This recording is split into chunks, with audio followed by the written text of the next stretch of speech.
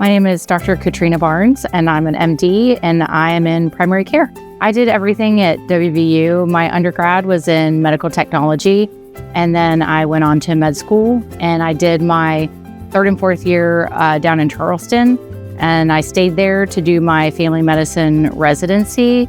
And after that, I went and did 3 years in the Navy.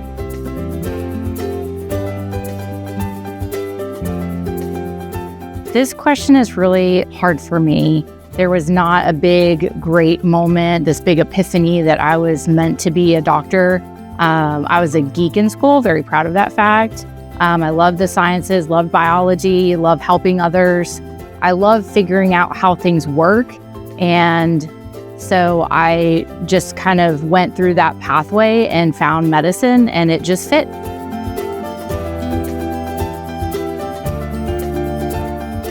The biggest thing that I try to tell people is to avoid the all or nothing mentality. And that's with weight loss, that's with smoking, it's with anything, is we get into this mindset of, well, I can't do my hour of exercise, so I'm going to do nothing. But instead think I can do 15 minutes or I can do 30 minutes, and you still are able to do something. The same with eating. Oh, well, I have donuts for breakfast, so today's shot, I'm just going to eat whatever I want. Instead, think, I already had that donut, so how can I eat healthier throughout the rest of the day and make up for it? So that I feel that all or nothing approach is what really sabotages our journey of whatever we're trying to do to become healthy.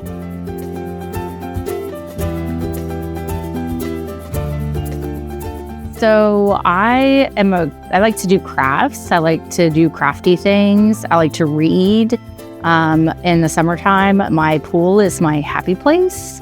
But basically crafty things like cross stitch or Cricut or just making up stuff and reading. I really, really, really love to read.